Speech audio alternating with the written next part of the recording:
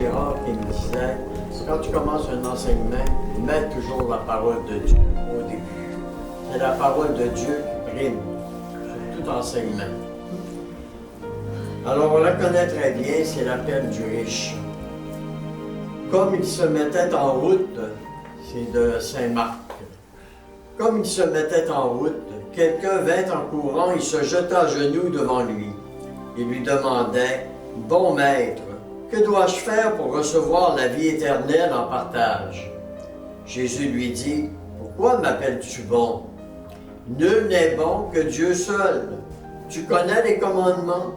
Tu ne commettras pas de meurtre, tu ne commettras pas d'adultère, tu ne voleras pas, tu ne porteras pas de faux témoignages, tu ne feras de tort à personne, honore ton père et ta mère. » L'homme lui dit, « Maître, mais tout cela, je l'ai observé dès ma jeunesse. » Jésus le regarda et se prit à l'aimer. Il lui dit, « Une seule chose te manque. Va, ce que tu as, vends-le, donne-le aux pauvres, et tu auras un trésor dans le ciel. Puis viens et suis-moi. » Mais à cette parole, il s'assombrit, et il s'en alla, tout triste, car il avait de grands biens. Regardant autour de lui, Jésus dit à ses disciples, « Qu'il sera difficile à ceux qui ont les richesses d'entrer dans le royaume des cieux. » Les disciples étaient déconcertés par ces paroles. Mais Jésus leur répète, « Mes enfants, qu'il est difficile d'entrer dans le royaume de Dieu. Il est plus facile à un chameau de passer par le trou d'une aiguille qu'à un riche d'entrer dans le royaume de Dieu. » Ils étaient de plus en plus impressionnés.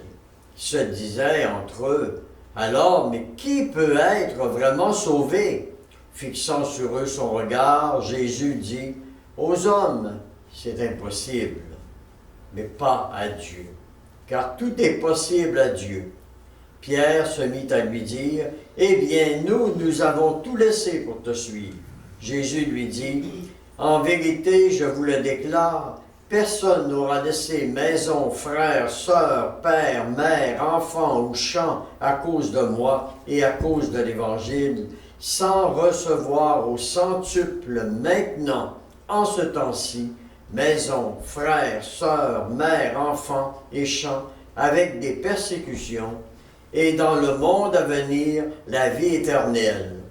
Beaucoup de premiers seront derniers, et les derniers seront les premiers. » Acclamons la parole du Seigneur. Louange à toi, Seigneur Jésus. Il y a beaucoup dans ce texte de la parole de Dieu. Ce que je vais insister surtout, puisqu'il y a beaucoup de choses, c'est surtout le fait que le jeune homme riche, le Seigneur, il lui dit, « Tu veux-tu aller vraiment plus loin? » En troisième demeure, là, il était en troisième demeure, le jeune homme riche. Vous comprenez? Il dit, tout ça, je fais ça, j'obéis les commandements, oui, puis quand j'ai fait pas, ben je vois qu'on fait, puis tout ça. Je respecte les commandements de Dieu, j'essaye, je me prends en main, puis ça va bien dans ma prière. Maintenant, qu'est-ce que je peux faire de plus? Le Seigneur, il dit, ben, es-tu capable de te donner complètement maintenant? Es-tu capable d'aller plus loin? D'accepter les persécutions que tu vas vivre?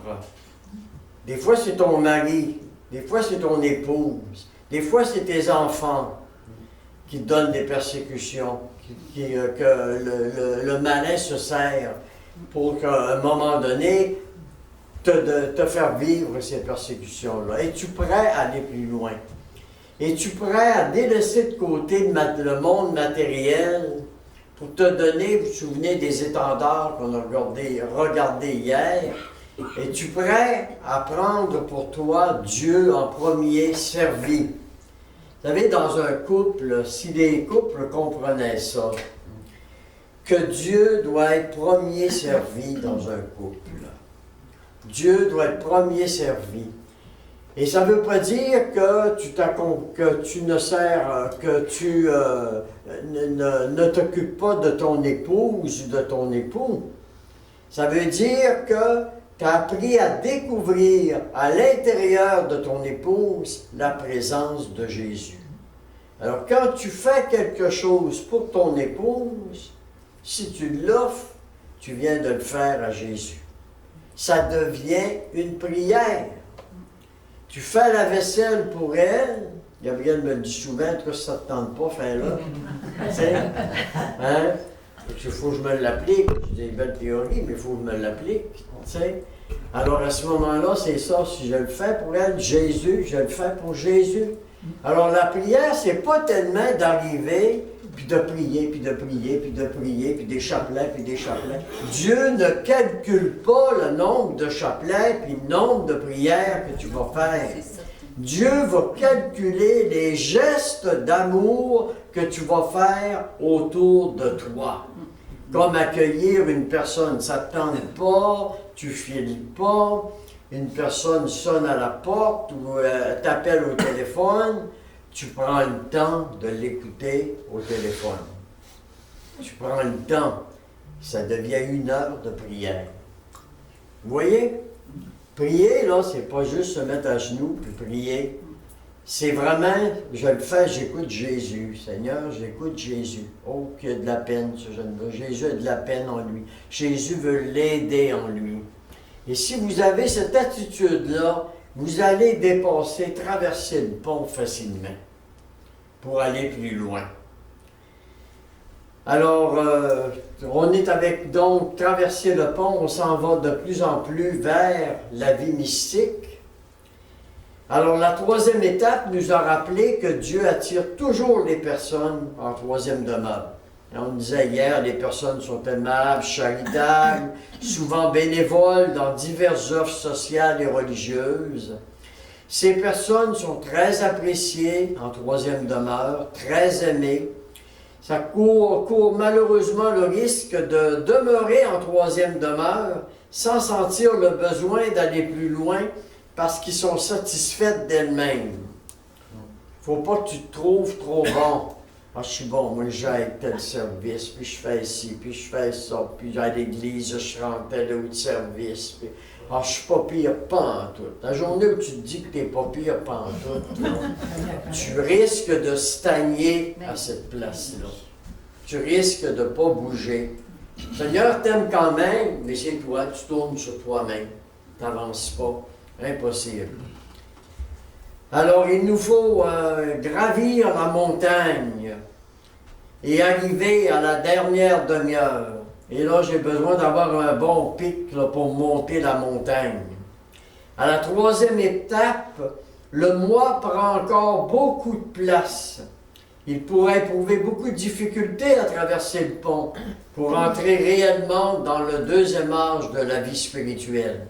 Il serait bon de prendre le temps nécessaire pour approfondir le vécu présent. La Fontaine disait « Rien ne sert de courir, il faut partir à point. » Rien ne sert de courir, il faut partir à point. La vie spirituelle, c'est très facile. Très facile. C'est nous qui rendons ça difficile. C'est nous qui rendons ça difficile. C'est de t'abandonner. T'abandonner à Dieu. Facile à dire, mais dur à faire, à vivre. Mais s'abandonner, même au cœur des épreuves. Si tu as des épreuves, c'est parce que le Seigneur est en train de sauver des personnes. Il a besoin de toi à travers de tes épreuves. Il sauve des personnes.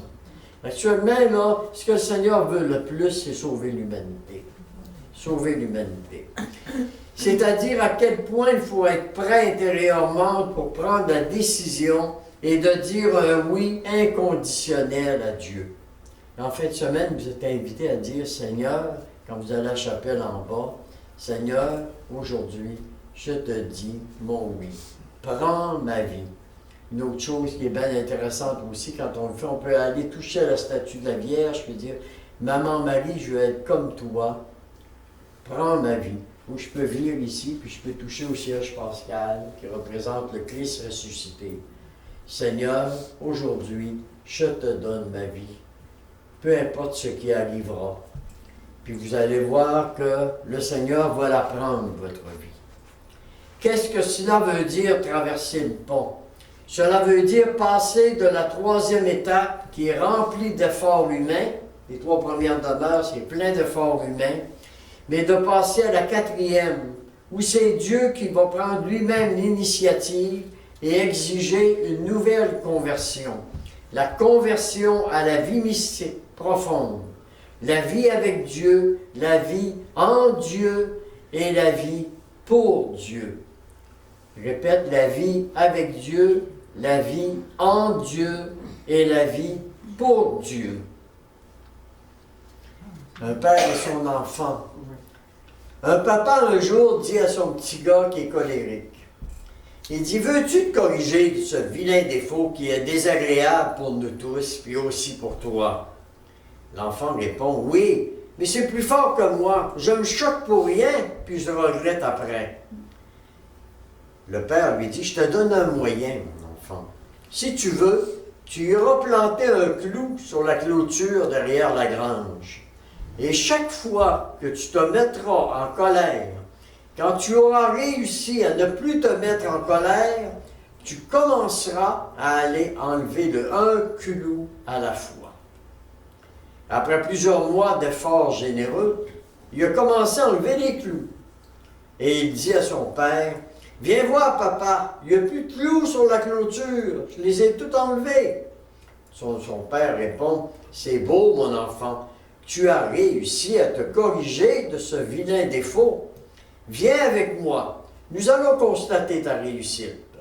Remarques-tu quelque chose? » L'enfant dit, « Oui, il n'y a plus de clous, papa, j'ai bien fait. » Le père répond, « Vois-tu qu'il y a des trous dans la clôture? » Et l'enfant répond, « Oui, papa, mais c'est pas de ma faute. » Et le père dit, « Peut-être un peu. Tu peux comprendre maintenant que chaque fois que tu blesses quelqu'un par ta colère, cela lui laisse une plaie dans le cœur. » Et l'enfant de répondre, « C'est vrai, j'ai jamais pensé à ça. » Quelque chose. Hein?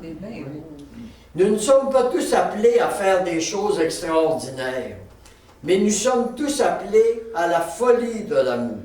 Cela exige des efforts, que cela paraisse ou non extérieurement, ça me demande des efforts.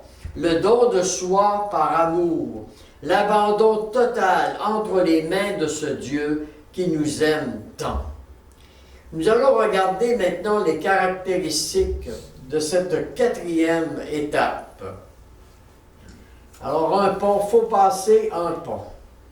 Pour passer le pont, je dois passer de la vie vertueuse à une vie inspirée par l'écoute de l'Esprit Saint et d'une vie ascétique. On n'a pas parlé hier, j'aurais pu parler de l'ascèse, tout ça, parce que ça, c'est dans toutes les demeures. L'ascèse, c'est se donner un peu là, de quelques sacrifices, de faire telle chose, je fais tel effort exprès, Seigneur, de montrer mon amour, je fais tel effort par amour pour moi, pour me libérer, pour devenir de plus en plus amour.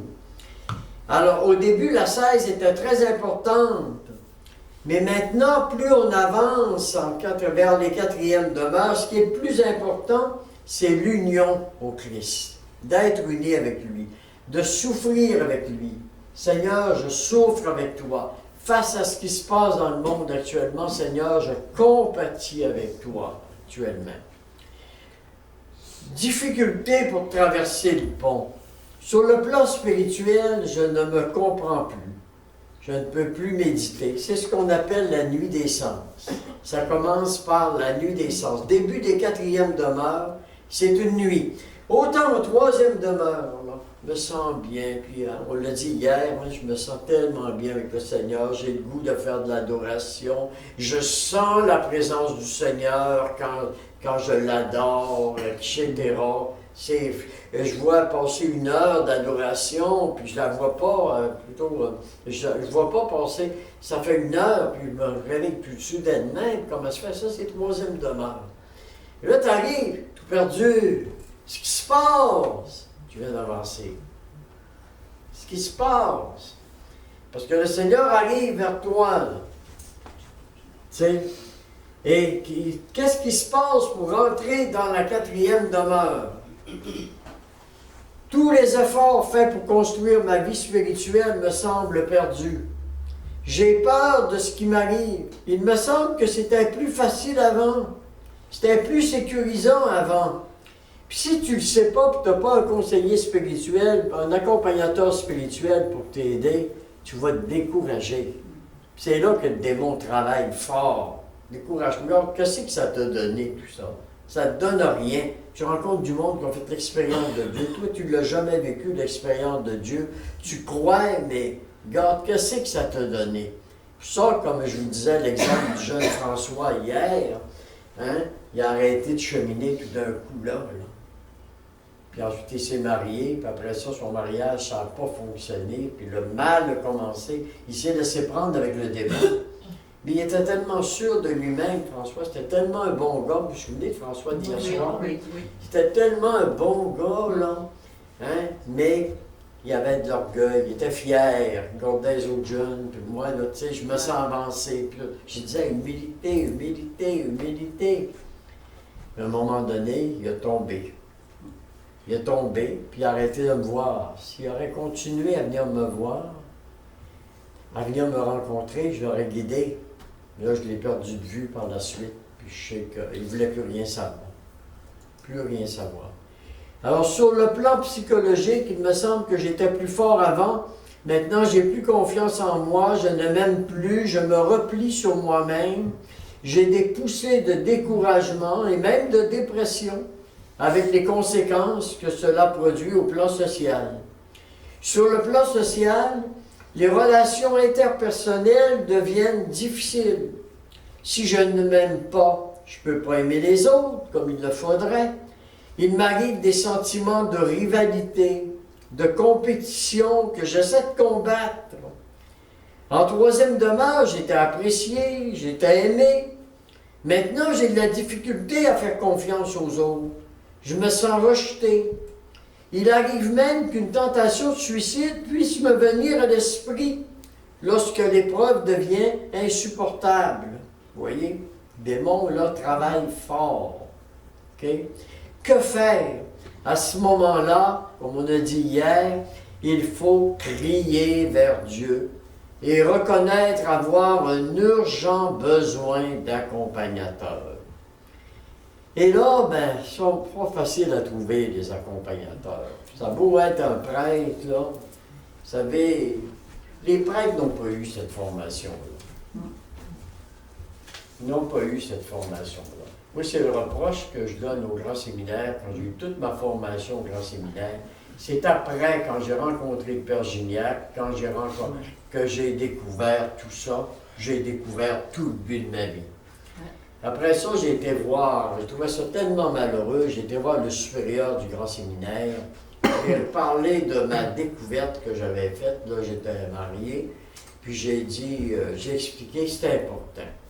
Un prêtre ne peut pas guider quelqu'un spirituellement. Il peut le guider sur le plan psychologique, là, très bon. Mais sur le plan spirituel, il ne peut pas le guider s'il n'y a pas l'idée de tout le plan, comment tout fonctionne, le plan spirituel.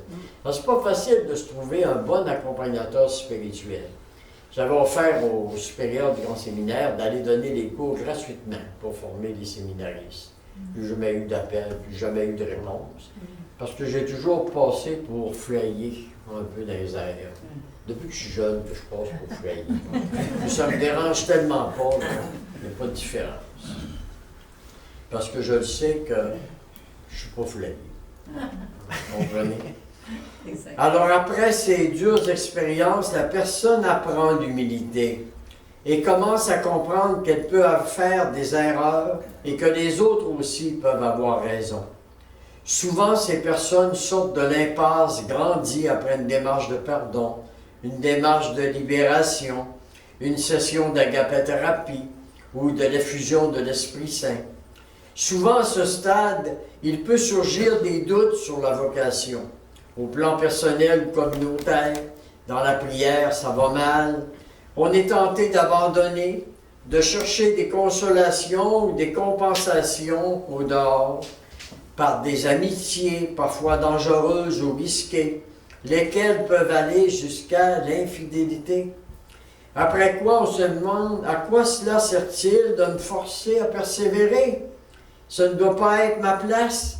Le Seigneur appelle à progresser, mais l'âme n'entend plus la voix du Seigneur. Et c'est la nuit des sens. Dans la nuit, c'est difficile. Là, c'est la nuit des sens. Et cet après-midi, ça sera pire, la nuit de l'esprit. Ça sera pire, on va la développer plus. Sainte Thérèse a pris 17 ans pour traverser le pont. De passer de la 3e à la 4e demeure. 17 ans. C'est long. Par avance et par recul. De la mort de son père en 1543 à sa vision de l'enfer en 1560. Un jour, elle l'a appelé le jour de sa conversion, quand elle s'est tournée vers Dieu. Elle a prié Dieu, Seigneur, je te choisis, toi en premier. Tourne, donc elle passe au début de la 4e tonne. Je te choisis, bon.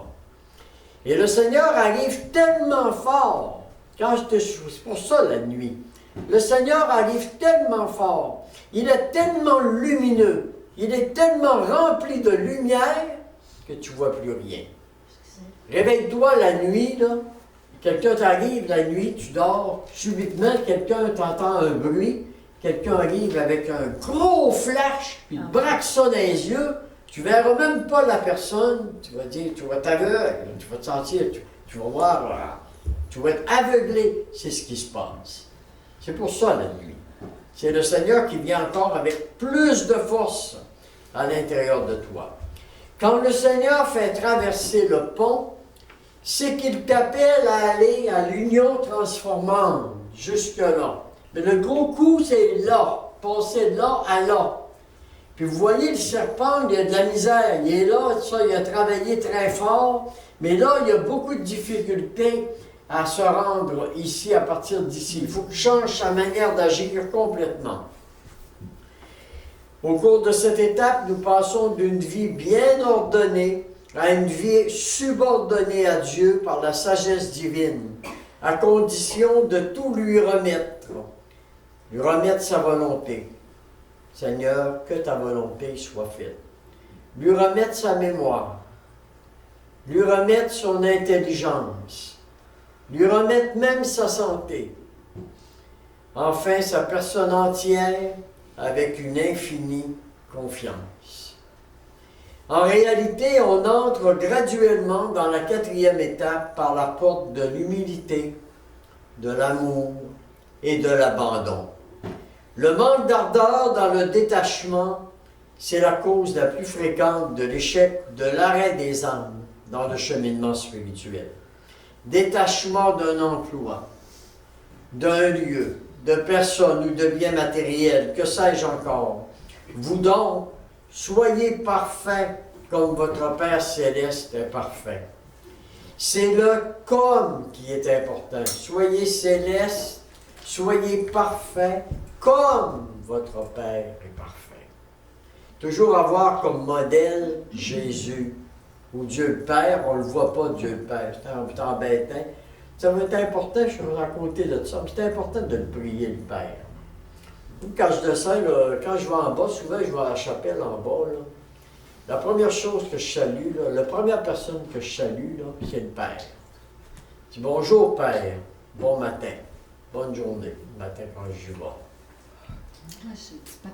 Puis après ça, ben là, je salue la Vierge. Bonjour Maman Marie, j'espère que tu vas passer une belle journée aujourd'hui, qu'on va passer une belle journée ensemble aujourd'hui. Puis là, je m'en vais à Saint-Joseph. Saint-Joseph, je te remercie pour tout ce que tu as fait pour Marie, puis ce que tu fais pour le monde entier actuellement, puis ce que tu fais pour le centre aussi. Parce qu'on a conscience, et Gabriel me le rappelle souvent, si on a des dons, si à un moment donné, on est capable d'arriver sur le plan monétaire au centre depuis 34 ans, et ça, c'est miraculeux. On n'a pas des grands bienfaiteurs. On ramasse ces mordis qu'on ramasse, puis par la retraite aujourd'hui. Vu que je ne coûte rien, c'est gratuit. Tout l'argent que vous avez donné de l'argent au centre. C'est pas compliqué. Vous n'avez pas donné de l'argent pour vivre une retraite, vous avez donné de l'argent au centre. C'est comme ça qu'il faut le voir, vous comprenez? Hein? C'est un don. Sauf que je n'ai pas le droit de le faire considérer comme don parce que vous avez reçu quelque chose en échange. Alors, au niveau de la loi, je ne peux pas faire un don de charité, on pourrait le faire autrement. Alors, Dieu doit pouvoir nous reconnaître comme son fils ou sa fille au jour du jugement. Alors, nous lui serons semblables parce que nous le verrons tel qu'il est. Nous avons reconnu l'amour que Dieu a pour nous et nous y avons cru. Dieu est amour. T'as-tu pensé au café, ma chérie? Elle l'a branché? Oui, OK. Excusez. Ça m'a fait tout d'un coup. C'est le voileur qui passe. Celui qui demeure dans l'amour demeure en Dieu et Dieu en lui. Saint Jean chapitre 4, verset 16. La perfection du comme n'est pas totalement réalisable pour nous ici-bas, d'aimer comme Dieu. Ce n'est pas réalisable. Mais seul l'Esprit de Dieu peut nous aider à nous en approcher le plus possible. Et plus on avance, plus on aime comme Dieu. Comme la Vierge Marie. Dieu seul est parfait. Alors on va regarder ensemble les exigences. Lorsque le pont est traversé, quelles seront les exigences de « suis-moi » entendues dans la prière? Dieu, désormais, doit prendre toute la place dès la seconde conversion. Dans l'Évangile, c'est écrit « Qui perd sa vie la trouvera ». Si le grain tombé en terre ne meurt, il reste seul. Mais s'il meurt, il porte beaucoup de fruits. Je dois mourir à moi-même, et plus j'avance, je dois mourir à moi-même.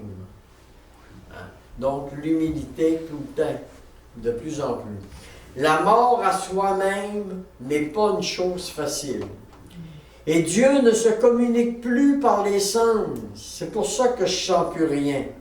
Dieu se communique directement à mon esprit. Et l'esprit, ben, c'est comme ça. L'esprit, ce n'est pas les sens. Je ne sens plus rien, Seigneur, je ne sens plus rien. Ben oui, mais Dieu il est encore plus profond à l'intérieur de toi. Il travaille au niveau de ton esprit. Il y a des changements qui se font à l'intérieur que tu ne sens pas, mais c'est plus profond. Comment ça se fait que tu es rendu comme ça? Tu ne vois pas les changements. C'est à long terme que tu vois les changements, tout ce que tu as vécu dans ta vie. À long terme. N'étant pas habitué à ce nouveau contact de Dieu, la personne ne comprend plus rien, étant habituée à une communication au niveau des sens, d'où la nuit des sens. C'est la nuit des sens. La nuit des sens, c'est Dieu qui vient à moi. Pendant les 3 premières demeures, il venait, mais doucement, avec des grâces ordinaires, comme on expliquait hier. Pendant tout ce temps, il me regardait vivre ma persévérance, ma foi. Au moment où il sent que je suis prêt à donner ma vie pour lui, là, il vient à son tour. Et c'est la rencontre qui va s'exprimer dans une expérience extraordinaire en plein milieu des 4e demeures. On l'appellera cette expérience le recueillement infus. Une infusion. Le plus bel exemple, je n'ai parlé mardi un peu dernier, le plus bel exemple qu'on peut comprendre quand Dieu vient à toi et te donne cette grâce de recueillement infus, une grâce du milieu des 4e demeures, c'est le thé. Le thé, la poche de thé. Tu prends de l'eau chaude. Ça, c'est toi. Tu prends une poche de thé. Ça, c'est Dieu. Tu le mets dans l'eau chaude. Tu le mets en toi. Et quand tu le ressors, tu la laisses infuser un peu. Tu développes ta vie spirituelle. Et quand tu le ressors, c'est plus de l'eau. C'est du thé. Essaye de retourner en arrière après. Non. Tu ne peux plus revenir à l'eau. Vous voyez, quand tu as fait l'expérience de Dieu, tu ne peux plus retourner en arrière. Tu peux retomber dans le péché, mais tu remontes et tu reviens à ta place immédiatement. Il y en a qui disent des fois, mais tu peux retomber en première demeure. Non, non, non. Si t'es rendu là, t'es là. Sauf que, par exemple, si tu ne veux pas rester stagnant, va te confesser. Continue ta règle de vie, comme on a expliqué hier. Tout ce que je vous ai dit hier, il faut continuer. Il faut développer ça. La règle de vie, elle devient un petit peu plus grande. Hein? Sauf que là, ça ne peut plus changer. Tu es en Dieu. Moi, je peux vraiment le dire, quand j'ai vécu cette expérience de recueillement infus, c'est ma conversion. Quand j'ai vécu ça, je peux vraiment dire, je ne peux pas l'expliquer par des mots, mais c'est comme si que dans ma tête, là, des nouveaux contacts se faisaient dans ma tête. Tout s'est fait.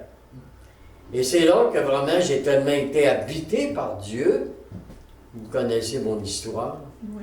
C'est là qu'à un moment donné, j'ai donné un enseignement. D'abord, la première chose, j'ai dit, ce n'est plus moi qui vis, c'est le Christ qui vit maintenant à l'intérieur de moi. Jamais j'avais entendu cette parole-là dans la Bible.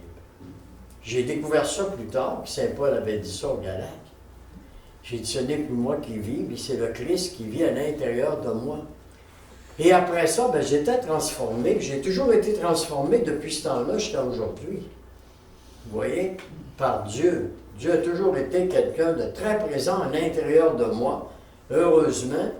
Puis ma foi en Dieu n'a jamais baissé. Je peux le dire, jusqu'à maintenant. Je ne peux pas dire que j'ai pas eu mais jamais baissé. J'ai eu des moments obscurs un peu dans ma vie à un moment donné face à tout ce qui se passait au centre. Est-ce que vraiment c'est le projet que la Vierge veut? Est-ce que c'est mon projet? Est-ce que j'ai bâti mon projet? Même si j'ai bâti, même s'il y a eu des signes, c'est toujours comme ça, vous comprenez? Hein? Parce qu'à un moment donné, au centre, à un moment donné, on est passé, il y a eu tellement d'épreuves dans ce centre-là, qu'à un moment donné, on a passé à... Il nous restait 6-7 personnes. Mais le mardi soir, on était 6-7. Alors qu'on est l'œuvre de Dieu, c'est supposé grandir. Moi, il dit, ça ne grandit pas, Seigneur, ça ne grandit pas.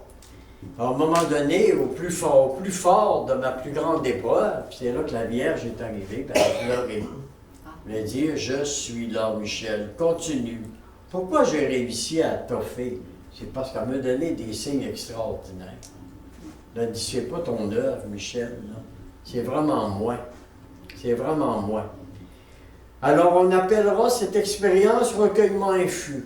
En attendant, pour bien comprendre ce qui se passe lors de la nuit des sens, on peut se servir de l'exemple suivant, je l'ai donné tout à l'heure.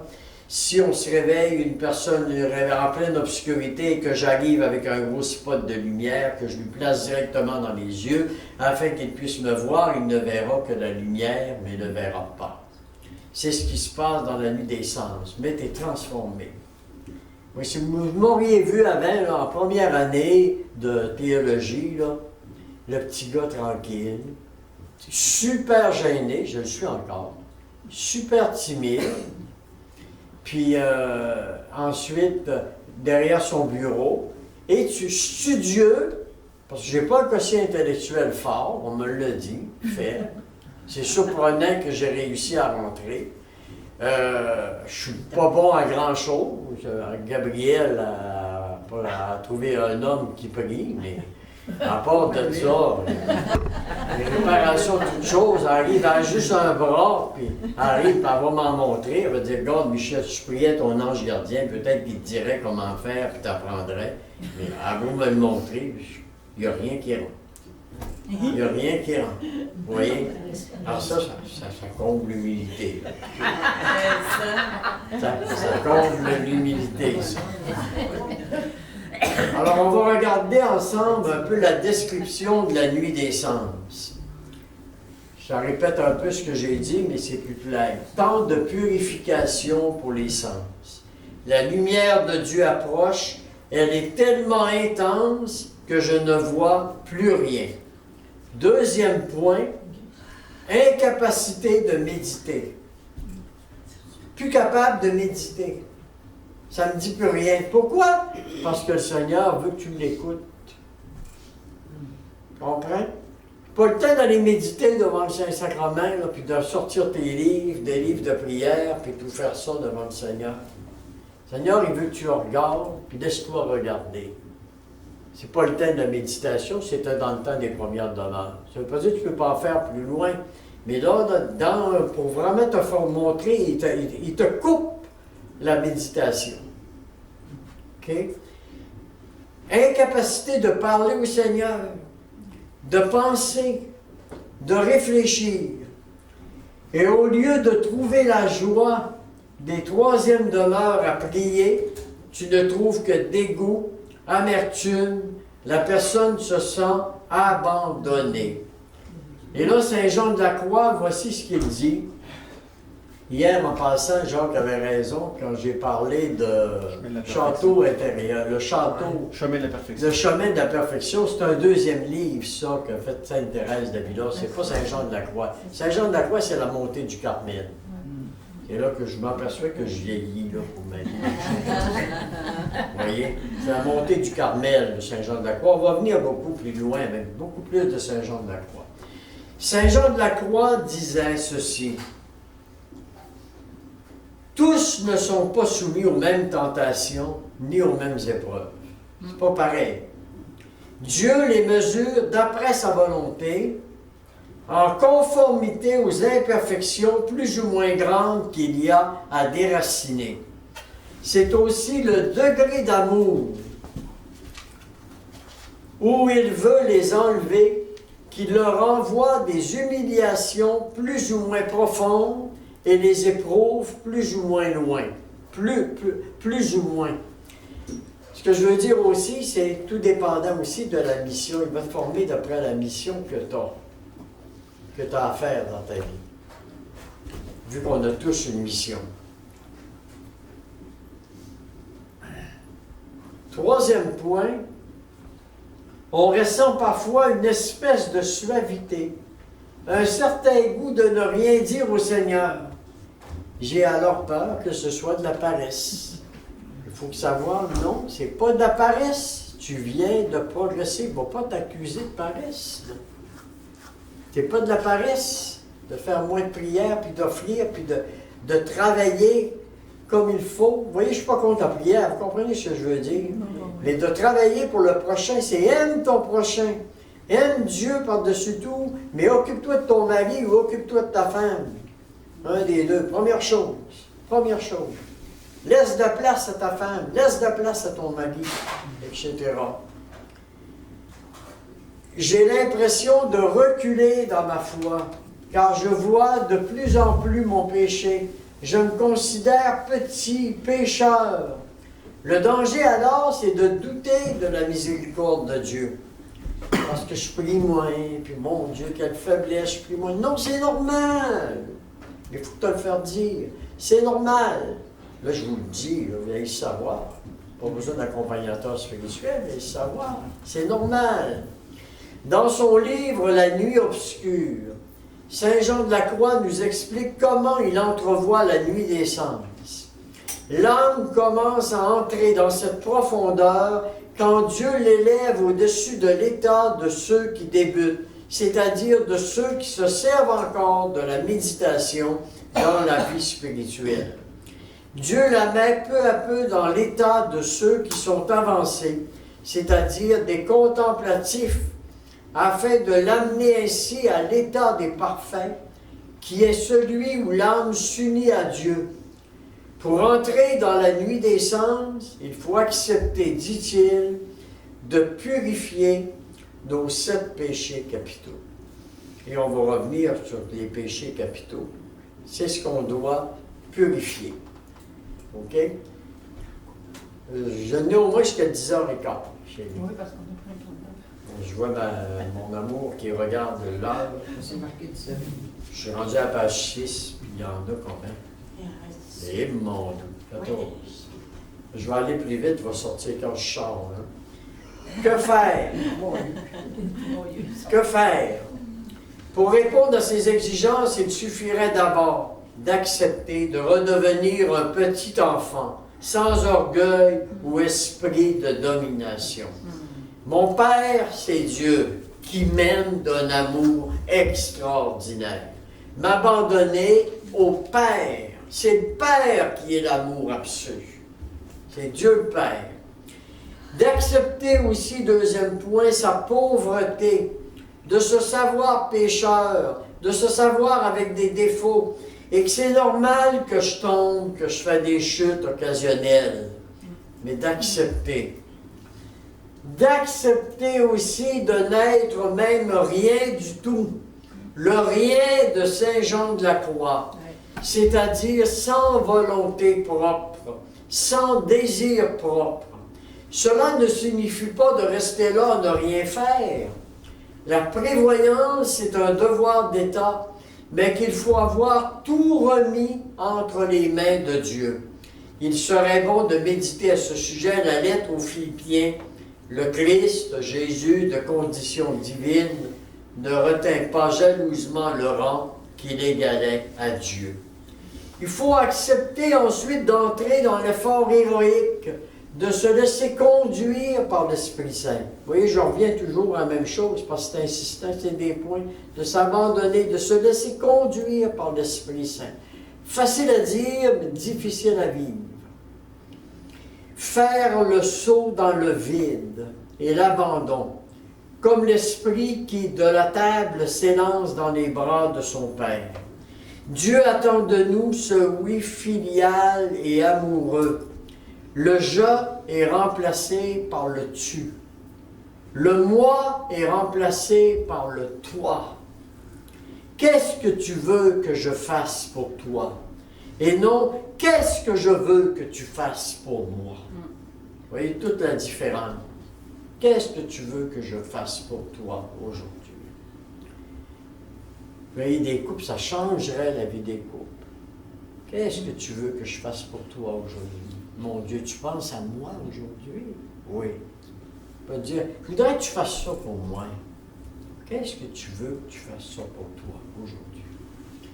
D'accepter une purification passive par laquelle le Seigneur enlève tous les barrages, les attaches trop humaines, mes petites affaires à moi, de faire de l'émondage de la vigne, pour qu'elle produise davantage.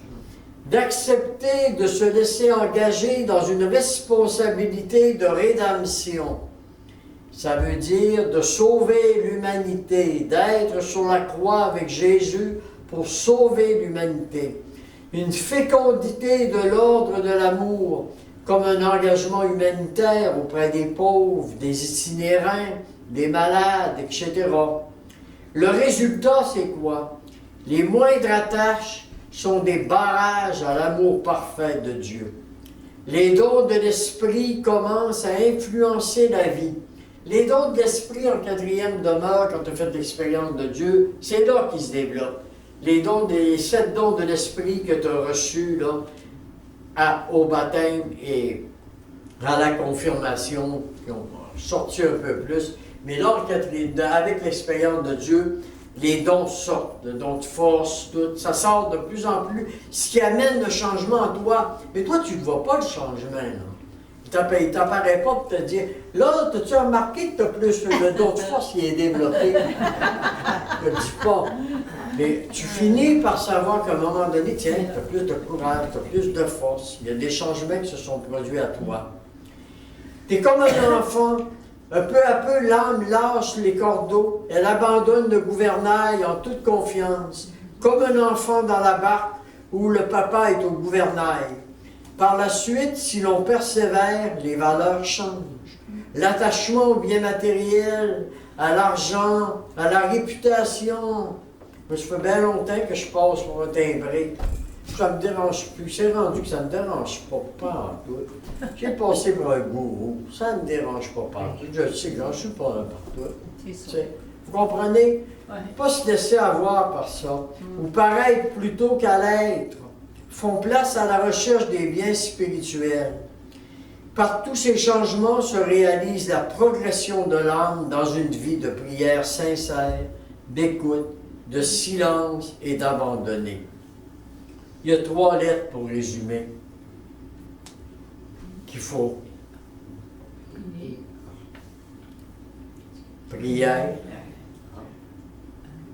écoute, Abandon, ça c'est sûr. Abandon. Ça c'est sûr. Juste retenir ça, vous avancez dans la vie spirituelle.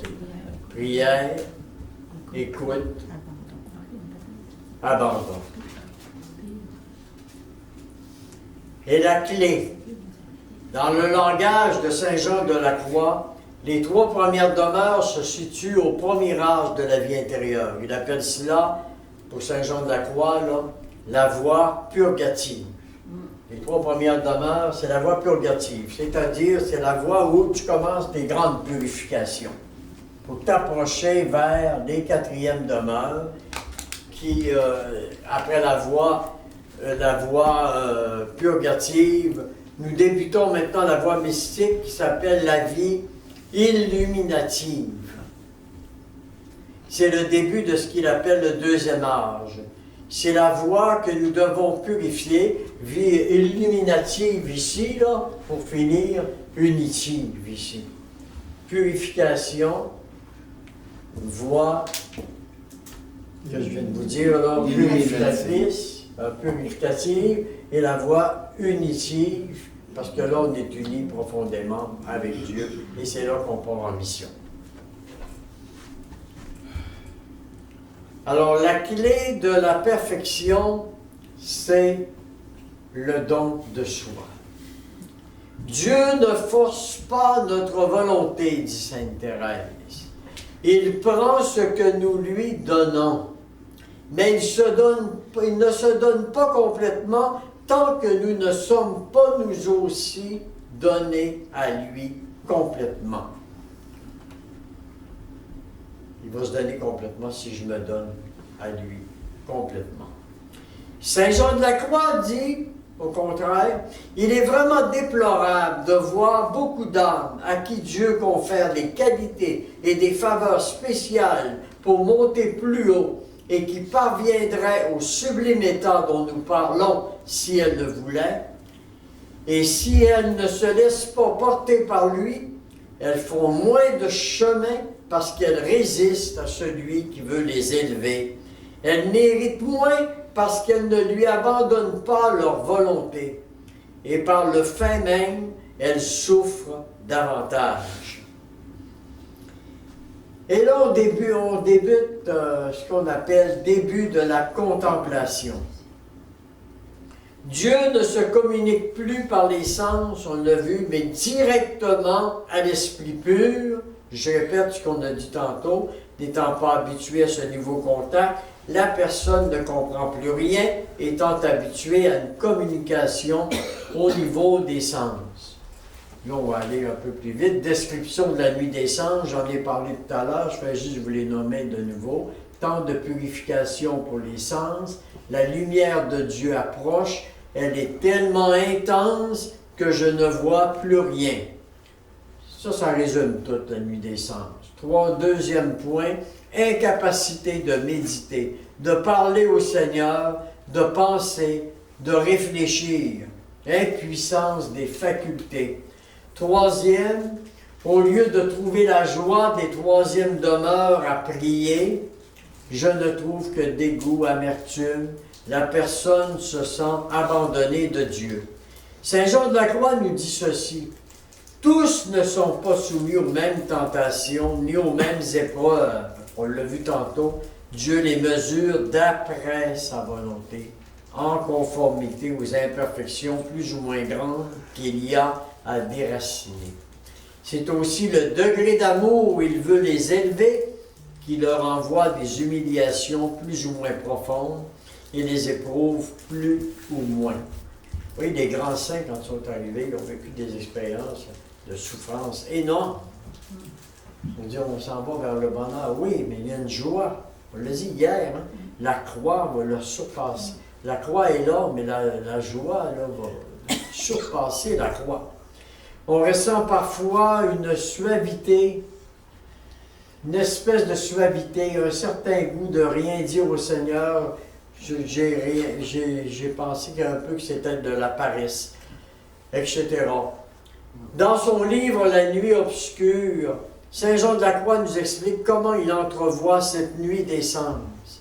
Et il dit, pour entrer dans la nuit des sens, il faut accepter, dit-il, de purifier les 7 péchés capitaux. Et c'est ça qu'on va regarder pour terminer. On va terminer avec ça. Je vais être bon pour finir à 10h15. OK? Ça va-tu jusqu'à maintenant? Oui. OK?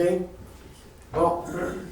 Alors, j'ai l'impression de reculer dans ma foi quand je ne vois plus mon péché. Je me considère petit pécheur, etc. Le danger est alors de douter de la miséricorde. Purification de l'être. Le premier, c'est l'orgueil. C'est le pire péché. Au paradis terrestre, le premier péché, c'est un péché d'orgueil. C'est pas un péché de sexe. Non, c'est vraiment C'est pas un péché. C'est pas ça le pire péché. C'est pas de la sexualité. La sexualité, c'est bon. Ça, il faudrait que je donne, non pas une fin de semaine, mais à un moment donné, sur le... J'en donne un peu. Mais sur la théologie du corps, il y aurait de quoi pour une fin de semaine. Mais la théologie du corps, où on montre toute l'importance même de la sexualité dans le couple, dans le mariage, etc. Puis en nous-mêmes. Dieu nous a donné un corps, c'est pas pour rien. Là. Le corps, c'est pas mauvais. Là. Le corps, c'est un don de Dieu, c'est un cadeau de Dieu. On n'irait pas là-dedans, non? Mais c'est quelque chose. Théologie du corps, c'est quelque chose. Je vais sûrement finir par vous donner peut-être une journée. Mais pas de fin de semaine. On verra ça dans le temps qu'on a. Je suis assez orgueilleux pour y venir. L'orgueil. Alors, les commençants dont nous parlons se sentent remplis de ferveur et d'entrain pour ce qui concerne les choses spirituelles et les exercices de piété. Cela engendre souvent un certain orgueil secret qui porte les commençants à avoir quelque satisfaction de leurs œuvres et d'eux-mêmes. De là leur vient une certaine vanité, parfois très grande, il faut faire attention à ça, de parler des choses spirituelles en présence des autres. Quand tu vis des choses spirituelles profondes, à moins d'avoir une amitié spirituelle profonde avec quelqu'un ou un prêtre, tu en parles là. Mais quelqu'un qui t'arrive, qui te raconte, puis j'ai vécu telle chose, puis au niveau spirituel, ça va pas. C'est de l'orgueil. Faisons attention à l'orgueil spirituel. Quand je parle de l'orgueil, je parle de l'orgueil spirituel. Ah, moi, ça va bien. Ah, moi, je suis avancé. Ça m'arrive souvent, là, quand je fais une session, là, les personnes viennent me voir. Je me suis trouvé. Je suis rendu en 4e demeure. Oh, je suis avancé. Moi, je la vois, cette personne-là, vous me dites pas plus que 2e demeure. Je dis pas. Je pense à ça. Mais je suis avancé. Puis là, elle se tourne pour dire à tout le monde, je suis en 4e demeure. Non, oui, tu es avancé. Non, la personne qui est avancée ne dit pas ce qu'elle est parlée. Vous comprenez? Quelques-uns même viennent à un tel point qu'ils ne veulent pas que personne ne paraisse bon en dehors d'eux. Aussi les voit-on à l'occasion parler et agir pour condamner les autres, rabaisser le prochain. Ils voient la paille qui est dans l'œil de leur frère, mais ils ne voient pas la poutre qui est dans le leur. Ils chassent des autres un moucheron, mais ils avaient un chameau. Parfois aussi, quand le maître spirituel n'approuve pas leur esprit et leur manière d'agir, car ils veulent qu'on estime et qu'on loue leurs œuvres, ils déclarent qu'ils ne sont pas compris, puis ils changent de directeur spirituel. Au lieu d'écouter ce que... Tu n'as pris un directeur spirituel, prends-en pas 2, pas 3. Écoute celui que Dieu t'a donné. Écoute, tu peux aller demander des conseils à d'autres personnes, mais à la fin, tu écoutes celui que le Seigneur t'a donné. C'est lui qui reçoit la grâce de te conduire, toi. Pas l'autre, n'a pas la grâce. Sur le plan psychologique, il peut t'aider. Sur le plan spirituel, non.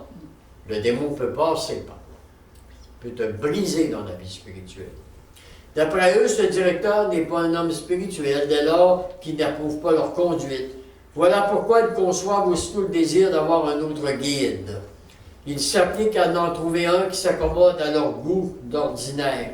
En effet, ils recherchent celui qui croit disposé à donner des louanges et de l'estime à leurs œuvres. Ah, mon Dieu! Dieu.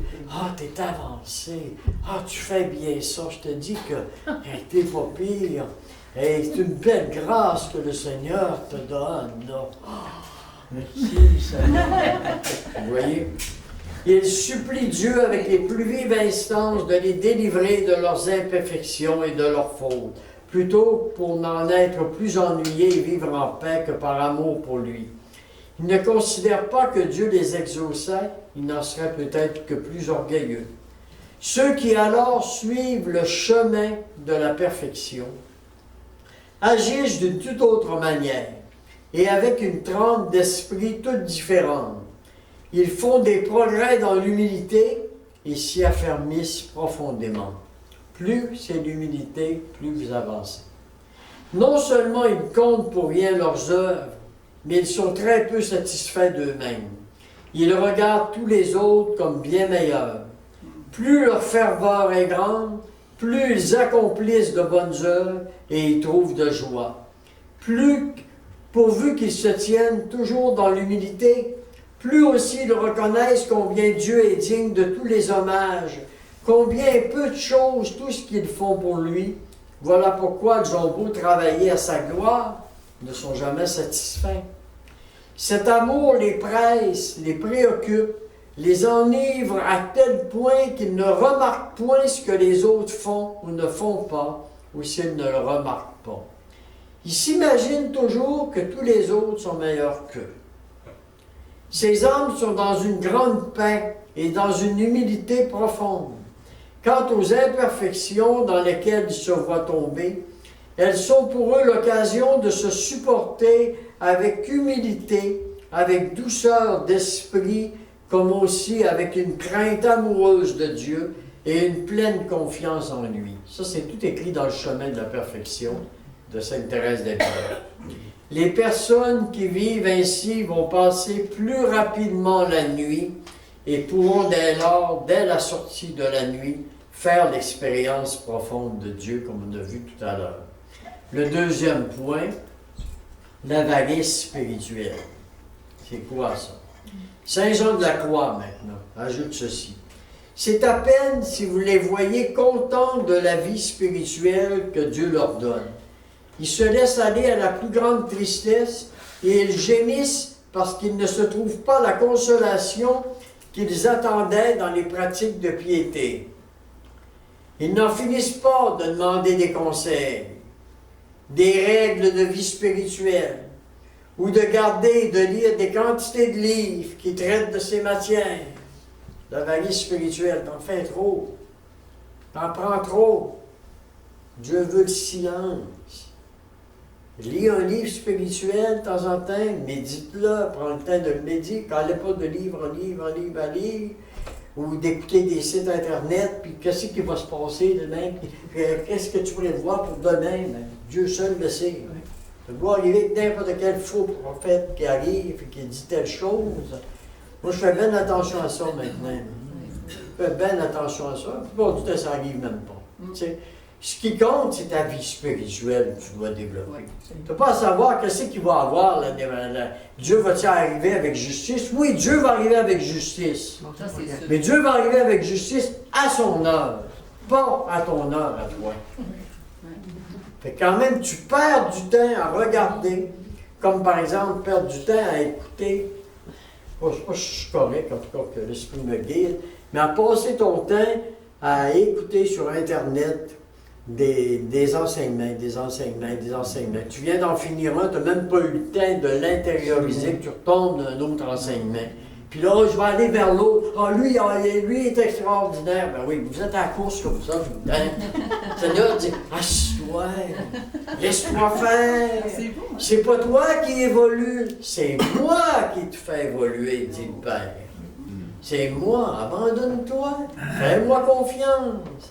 Ça, c'est de l'avarice spirituelle. La lecture spirituelle. Il arrive souvent, en effet, dit Thérèse d'Avila, qu'au milieu des exercices spirituels eux-mêmes, s'élèvent et arrivent parmi nous des mouvements de sensualité et des actes désordonnés.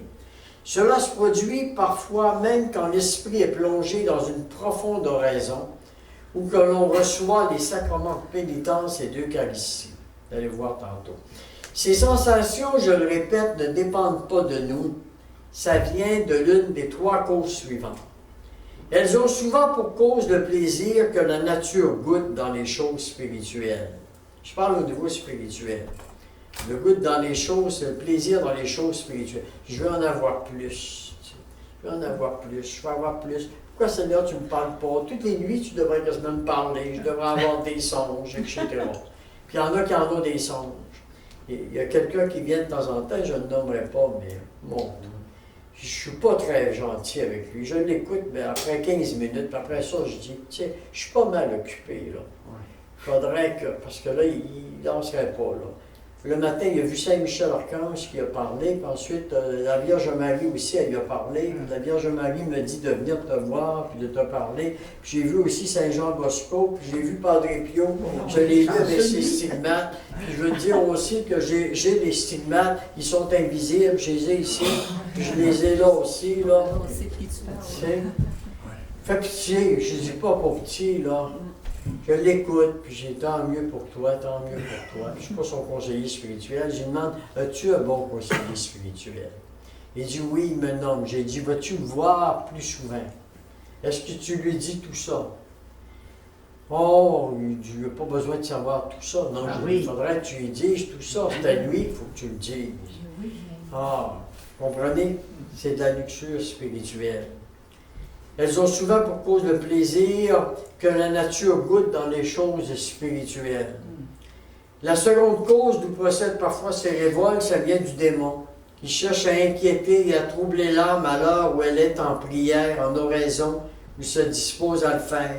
Aussi soulève-t-il dans la nature des mouvements désordonnés et porte-t-il à l'âme très grand tort quand il réussit à la troubler quelque peu. La troisième source d'où procèdent ordinairement ces mouvements désordonnés est en général la crainte d'elle-même d'éprouver encore ses sensations et représentations grossières. Cette crainte se réveille subitement parce qu'elle voit ce qu'ils disent ou ce qu'elle s'imagine et elle subit ces impressions sans qu'il y ait faute de leur part. Ça va toujours? Oui. Le chef. Le chef d'arriver à mon heure, on arrive à 10h15. On va dépasser un petit peu, mais on ne commencera pas à 11h moins quart. Vous donner du temps de repos aussi. C'est énorme, là. C'est pas pédagogique ce que je fais là. Hier, vous avez tenu quasiment de combien de temps? 1h30 complète là, d'enseignement? 2 heures. Ça fait 2 heures. Ça n'a pas d'allure, là. On dit qu'il ne faut jamais dépasser 45 minutes parce qu'après ça, là, en enseignement, on apprend ça. Après ça, le monde n'écoute plus. Ah, mais c'est tellement Vous avez l'air d'avoir écouté tout le long. Ah oui, c'est tellement C'est déjà pas mieux parce que c'est long. On n'en perd pas. La colère spirituelle, c'est quoi ça? Quand en effet ils n'éprouvent plus de suavité ni de délice dans les choses spirituelles, ils ne sentent plus rien, ils se trouvent désorientés, ils sont tristes, ils agissent de mauvaise grâce, ils se fâchent facilement à la moindre occasion, et parfois même ils sont insupportables pour les autres, sans savoir pourquoi. Qu'ils fassent une rétrospective sur eux. Ils s'animent d'un zèle hors de propos, ils se fâchent contre les défauts du prochain. Les prochains, tout le monde devrait changer. Ils observent les autres et parfois ils se sentent portés à les reprendre violemment. Ils le font même comme s'ils étaient les maîtres de la vertu. Or, une telle conduite est bien contraire à la mansuétude spirituelle. La patience leur fait tellement défaut qu'ils voudraient être saints dans une journée. Un grand nombre d'entre eux font force, projet et prennent d'énergiques résolutions, mais comme ils ne sont pas humbles et qu'ils sont pleins de confiance en eux-mêmes, ils ont beau faire des projets, ils font que tomber, et là ils s'irritent, ils sont fâchés, puis ils n'avancent pas, puis ils retombent, etc., colère spirituelle. Dieu, qu'est-ce que tu fais? Moi, j'en fais tellement pour toi, puis qu'est-ce que tu fais pour moi? Vous voyez, c'est ça. Je te demande, je te prie pour mon garçon, puis je m'aperçois de mon garçon, ben ça n'avance pas, il a l'air d'aller de plus en plus bas. Oui, parce que Dieu a plein. Abandonne le plein à Dieu. Il sait quand est-ce qu'il va aller chercher. Mais il va aller le chercher. Mais il sait quand, en fonction de la mission qu'il a pour lui. Vous voyez, c'est à partir de la mission. La gourmandise spirituelle. Saint Jean de la Croix continue à nous présenter de façon concrète les grandes purifications. Voici maintenant ce que nous dit Saint Jean de la Croix concernant la gourmandise spirituelle. Il dit, il se tue à force de pénitence, ou s'exténue dans les jeûnes. Saint Jean de la Croix qui parle. S'exténue dans les jeûnes. Se livre à des pratiques au-dessus de leur force, sans attendre l'ordre et le conseil de personne. Il se cache même de ceux à qui il devrait obéir sur ce point. On recherche la pénitence corporelle. Il y a eu dans l'Église, à un moment donné, c'est ça. Hein? Oui. Et il faut maintenant que tu te fasses souffrir. Fais-toi souffrir à cause de tes péchés, flagelle-toi. C'est une erreur terrible dans l'Église. L'Église, elle n'aime pas, elle veut pas. Elle veut que tu respectes ton corps. Ça va à l'encontre même du corps. Hein? Dieu, même les grands saints qui faisaient des choses comme ça, non, respecte ton corps, respecte ta santé, il faut que tu développes ta santé, il faut que tu manges bien, c'est important pour développer ta santé, pour respecter ton corps. Tu as développé ton âme à respecter ton âme, mais respecte ton corps qui est un don de Dieu aussi. C'est important. On recherche la pénitence corporelle, ils acquièrent pour le moins de la gourmandise spirituelle et de l'orgueil, car ils ne suivent pas la voie de l'obéissance. D'un autre côté, le démon en séduit si bien un grand nombre qu'il les porte à la gourmandise en excitant leur goût et leurs appétits. Ils changent l'ordre qu'il leur est donné, ils y ajoutent et ils le modifient. Parce que l'obéissance, sur ce point, leur est un jour trop dur et trop étroit. Quelques-uns même arrivent à une telle extrémité que par le fait même qu'ils font, par obéissance à certains exercices de piété, ils perdent le goût et la dévotion de les accomplir. Vous verrez beaucoup d'entre eux insister près de leur maître spirituel pour en obtenir davantage. Donne-moi davantage de sacrifices à faire, mon Père. À un moment donné, vous m'avez juste dit de dire 3 Je vous salue Marie à ma confession. Mérite plus que ça, mon Père. Mais mon Dieu, le Seigneur, il veut vous donner juste de l'amour. Vous comprenez? Hein? Je pense que vous comprenez le sens. Lorsqu'ils vont communier, ils songent beaucoup plus à se procurer quelques goûts sensibles qu'à adorer et à louer en toute humilité ce grand Dieu qu'ils viennent de recevoir. Ceux-ci agissent de même à l'oraison quand il faut oraison. Ils s'imaginent qu'elle consiste tout entière à y trouver du goût et de la dévotion sensible. Ils s'appliquent à en avoir, comme on le dit, à force de bras. Ils n'ont point réussi, ils sont complètement abattus. Ils s'imaginent qu'ils n'ont rien fait. Leur prétention leur a fait perdre la vraie dévotion et l'esprit d'oraison surnaturelle qui consiste à y persévérer dans la patience et l'humilité, dans la défiance de soi et le désir seul à plaire à Dieu. Et le dernier, l'envie et la paresse spirituelle. Par l'envie et la paresse spirituelle, les commençants, toujours, quand vous entendez le mot « les commençants », c'est du Saint Jean de la Croix. C'est son expression. Les commençants, je le répète, les 3 premières demeures. Il veut nous faire aboutir à la 4e. Les commençants éprouvent d'ordinaire, par l'envie et la paresse spirituelle, les commençants commettent de grandes imperfections. Quant à l'envie, elle porte d'ordinaire un grand nombre d'entre eux à être jaloux du bien spirituel des autres. On a ça. Jalousie humaine envers l'autre, mais jalousie des biens spirituels. Pourquoi lui, il en a? Pourquoi lui, quand il va adorer, là, il sait bien, puis il aime ça, puis moi, je vais adorer à toutes les fois, puis je sens rien. Pourquoi? Comment ça se fait? C'est pas juste. Tu sais? On n'a pas à décider. C'est de l'envie spirituelle. Leur chagrin est extrême de ce qu'ils ne sont pas félicités comme les autres. Je devrais être remercié. Ils ont oublié de me dire merci. Ça, c'est de... Car ils voudraient être préférés en tout. Les commençants éprouvent d'ordinaire de l'ennui dans les exercices spirituels qui sont les plus élevés. Et ils les fuient parce qu'ils les trouvent en opposition avec les consolations sensibles. Dès qu'ils ne trouvent pas à l'oraison la satisfaction que demandait leur goût, car enfin il convient que Dieu les en prive pour les éprouver, ils ne voudraient plus y retourner. D'autres fois même, ils l'abandonnent au niveau que de mauvaise grâce. Ces commençants éprouvent encore de la répugnance quand on leur commande ce qui leur déplaît. Semblables à ceux qui sont élevés dans les plaisirs, ils fuient avec tristesse tout ce qui est austère. Ils se scandalisent de la croix où se trouvent tous les délices spirituels, et les choses les plus spirituelles ne leur donnent que du dégoût.